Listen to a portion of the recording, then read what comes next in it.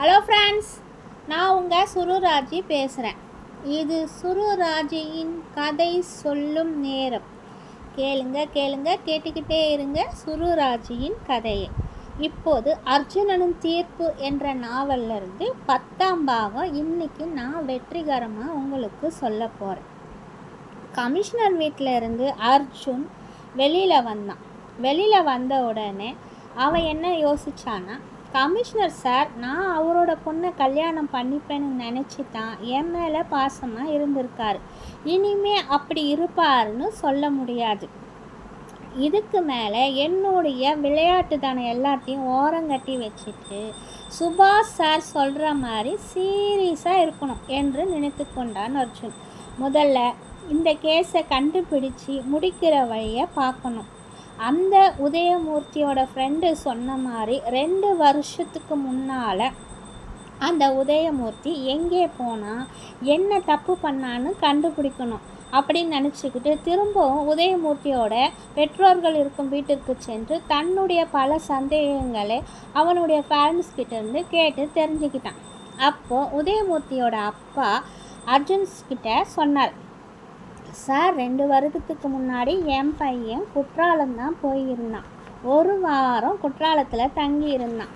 அவன் யார் கூட போனான் யார் கூட தங்கினான்னு எனக்கு முதல்ல தெரியாது. அப்புறமா தான் அவன் ஒரு பொண்ணை கூட்டிகிட்டு போய் தங்கியிருக்கான்னு கேள்விப்பட்டு நான் அவனை பிடிச்சி திட்டினேன். இது வரைக்கும் தான் எனக்கு தெரியும், ஆனால் அந்த பொண்ணு யாருன்னு எனக்கு தெரியாது அப்படின்னு உதயமூர்த்தியோட அப்பா சொன்னார். அர்ஜுன் திரும்பவும் உதயமூர்த்திக்கு யாராவது கேர்ள் ஃப்ரெண்ட் இருக்காங்களா அப்படின்னு சொல்லி இன்னொரு சைடில் விசாரித்து பார்த்ததில் ஒரு பெண் மீது சந்தேகப்பட்டு அந்த பெண்கிட்ட போயிட்டு அர்ஜுன் விசாரணையை ஆரம்பித்தான். அப்போ அந்த பொண்ணு, ஆமாம் சார், என் பெயர் ரம்யா, நான் தான் அவங்களோட குற்றாலத்தில் போய் 1 வாரம் தங்கியிருந்தேன். ஃப்ரெண்டு மேரேஜுன்னு பொய்யை சொல்லி தான் என்ன அவன் அங்கே கூட்டிகிட்டு போனான். அங்கே தங்கி இருக்கும்போது அவன் என்கிட்ட தப்பாகவும் நடந்துக்கிட்டான். அப்புறம் சத்தியமாக உன்னையே நான் கல்யாணம் பண்ணிக்கிறேன்னு சொன்னான். 1 வாரம் அவன் கூட தான் நான் தங்கி இருந்தேன். அந்த ரூமை காலி செய்யறதுக்கு 1 நாளைக்கு முன்னாடி அவன் ராத்திரி லேட்டாக ஹோட்டல் ரூமுக்கு வந்தவன் ரொம்பவும் பயந்து போய் வேர்த்த மாதிரி தான் இருந்தான். நான் என்னாச்சு ஏன் இப்படி இருக்கேன்னு கேட்டதுக்கு ஒன்றும் இல்லை, வா நம்ம இப்போவே கிளம்பிடலான்னு சொன்னான். நாளைக்கு தானே ரூமை காலி பண்ணணும்னு நான் சொன்னேன். இல்லை நம்ம இன்றைக்கே இந்த ரூமை காலி பண்ணியே ஆகணும்னு அவசரமாக என்ன அந்த குற்றாலத்திலிருந்து மறுபடியும் ஊருக்கே அழைச்சிக்கிட்டு வந்துட்டான். இவ்வளோதான் சார் எனக்கு தெரியும். அங்கே என்ன நடந்தது, அவனுக்கு என்ன பிரச்சனை, இதெல்லாம் எனக்கு எதுவுமே தெரியாது சார் அப்படின்னு சொல்லிட்டு ரம்யா அர்ஜுன்கிட்ட சொல்லிட்டு அழ ஆரம்பித்தான். சரி, நீ தங்கியிருந்த ஹோட்டல் அட்ரஸ் எழுதி கொடு அப்படின்னு சொல்லி அர்ஜுன் அந்த பொண்ணுக்கிட்ட குற்றாலத்தில் அவங்க 2 பேரும் தங்கியிருந்த ஹோட்டல் அட்ரஸை வாங்கிக்கிட்டான். அன்றைக்கி ராத்திரி ரொம்ப லேட்டாக தான் அர்ஜுன் வீட்டுக்கு வந்தவன் மறுநாள் ரொம்ப நேரம் ஆகியும் தூங்கிக்கிட்டே இருந்தான். அர்ஜுன் என்னடா இப்படி கவுந்தடிச்சிட்டு தூங்கிட்டே இருக்கிற, ஏந்திரா அப்படின்னு அவனுடைய மாமா வேதகிரி அவனை பிடித்து நன்றாக உலுக்கி அவனை எழுப்பினார். அவனும் தூக்கத்திலேருந்து கண் விழிச்சு, அட என்ன மாமா, நல்ல தூக்கத்தில் போய் எழுப்பிட்ட, இப்போ எழுந்து நான் என்ன பண்ண போகிறேன், இன்னைக்கு சண்டே தானே, நான் இன்னும் கொஞ்ச நேரம் தூங்குறேன் அப்படின்னு சொல்லிட்டு மறுபடியும் கட்டில் மேலே படுத்தான். டேய், உன் ஃப்ரெண்ட்ஸ் எல்லோரும் வெளியே வெயிட் பண்ணிட்டு இருக்காங்கடா. என்னடா வழக்கம் போல் நீ தான் எங்களை எல்லாரையும் வர சொல்லி தொந்தரவு பண்ணுவேன், இன்றைக்கி நாங்கள் எல்லாரும் வந்து உன் வீட்டாண்ட வெயிட் பண்ணிகிட்ருக்கோம், நீ எப்படி கவுந்தடிச்சிட்டு தூங்கிட்டுருக்க அப்படின்னு வேதகிரி சத்தம் போட்டார். மாமா, எதுக்கு என்னை எழுப்புறீங்கன்னு எனக்கு நல்லாவே தெரியும். இனிமே எங்கேயுமே போக வேண்டாம். என் மனசுக்கு பிடிச்ச பொண்ணை நான் பார்த்துட்டேன். அவளை நினச்சி தான் கனவு கண்டு தூங்கிட்டு இருக்கேன். சும்மா தொந்தரவு பண்ணிட்டு இருக்காத போ மாமா என்று மறுபடியும் படுக்க போனவனே வேதகிரி தடுத்து நிறுத்தி, என்னடா சொல்கிற, யாரா அந்த பொண்ணு, எங்கே பார்த்த, எப்படி இருக்கா, டே எனக்காவது சொல்லுடா என்று ஆர்வமாக கேட்டார். முதல்ல வயசுக்கு ஏற்ற மாதிரி பேசுங்க மாமா, இல்லைன்னா அம்மா கிட்ட நீங்கள் என்னை பொண்ணுங்களை சைட் அடிக்க கூப்பிட்றீங்கன்னு நான் சொல்லிவிடுவேன் அப்படின்னு அர்ஜுன் சொன்னான். உடனே வேதகிரி சட்டென்று கட்டிலில் எழுந்து, அடப்பாவி, நீ சொன்னாலும் சொல்லுவடா. சரிடா மாப்பிள்ள, பொண்ணு உனக்கு பிடிச்சிருந்தா மட்டும் போதுமா? உன் அம்மாவுக்கு பிடிக்க வேணாமா? அப்போ உனக்கு என் உதவி தேவைப்படும் இல்லை? அப்போ உன்னை கவனிச்சுக்கிற மாப்பிள்ள என்று கூறி ரூமை விட்டு வெளியே கிளம்ப ஆரம்பித்தார். உடனே அர்ஜுன் சட்டென்று கட்டிலில் இருந்து, மாமா, என்ன மாமா, எப்போ வந்தீங்க? ஏன் நின்றுக்கிட்டே இருக்கீங்க? வாங்க வாங்க வாங்க, வந்து உக்காருங்க.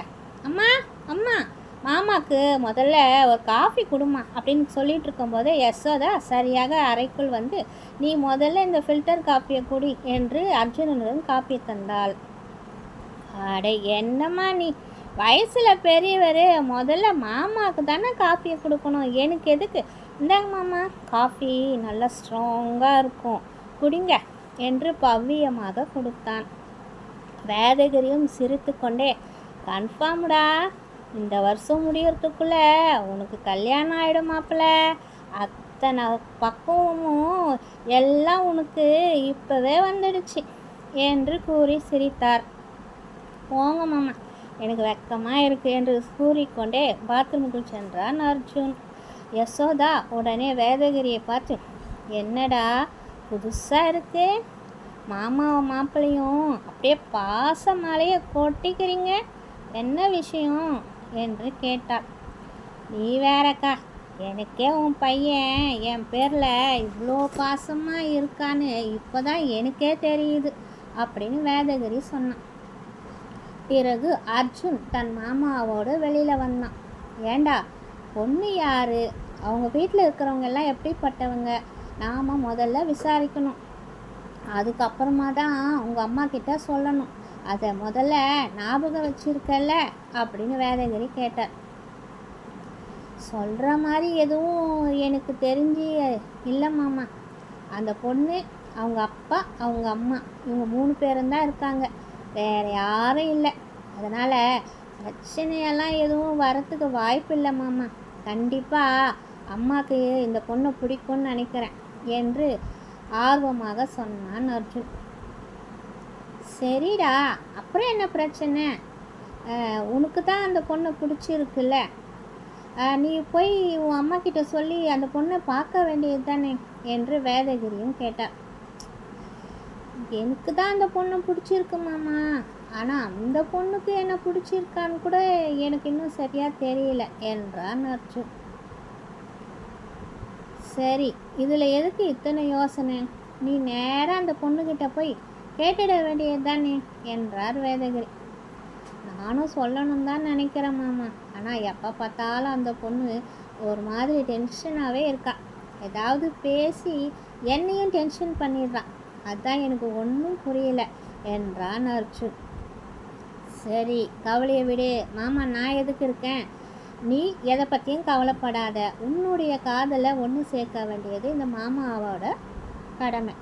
நீ ஒன்று பண்ணு, இப்போ அந்த பொண்ணு எங்கே இருப்பான்னு தெரிஞ்சுக்கிட்டு அவகிட்ட போய் உன் மனசில் இருக்கிறத சொல்லிவிடு அப்படின்னு வேதகிரி சொல்கிறார். அர்ஜுனும் தயங்கிக்கிட்டே, மாமா அது நான் எப்படி அப்படின்னு சொன்னான். டே அர்ஜுன், இது வரைக்கும் நீ எந்த பொண்ணையும் பிடிச்சிருக்குன்னு கூட சொன்னதில்லை, ஆனால் இந்த பொண்ணை உனக்கு ரொம்ப பிடிச்சிருக்குன்னு நீ சொல்லியிருக்க, அது உண்மை தானே, உனக்கு அந்த பொண்ணை ரொம்ப பிடிச்சிருக்குல்ல, அவள் தான் உனக்குன்னு நீ முடிவு பண்ணிவிட்டு அதில் ரொம்ப நம்பிக்கையோடு இருக்க இல்லையா என்று வேதகிரி கேட்டார். அர்ஜுன் ஒன்றும், கண்டிப்பாக மாமா, எனக்கு அந்த பொண்ணு அந்தளவுக்கு ரொம்ப பிடிச்சிருக்கு என்றான் அர்ஜுன்.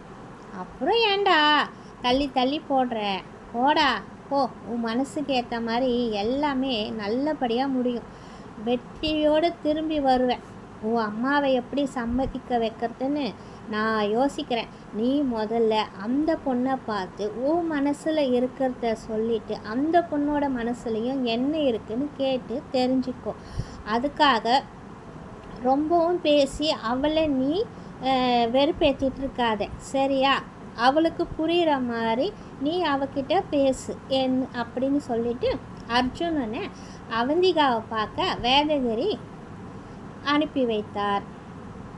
அர்ஜுனனும் முதல்ல முதியோர் இல்லத்துக்கு சென்றான்.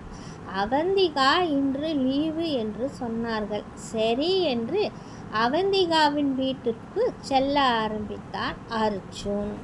இத்துடன் என்னுடைய 10ஆம் பாகம் முடித்து கொள்கிறேன். மீண்டும் அடுத்த பாகத்தில் உங்களை சந்திக்கும் வரை உங்களிருந்து விடை பெறுவது சுரு ராஜி. கேளுங்க கேளுங்க, கேட்டுக்கிட்டே இருங்க. இது சுரு ராஜியின் கதை சொல்லும் நேரம். பாய்.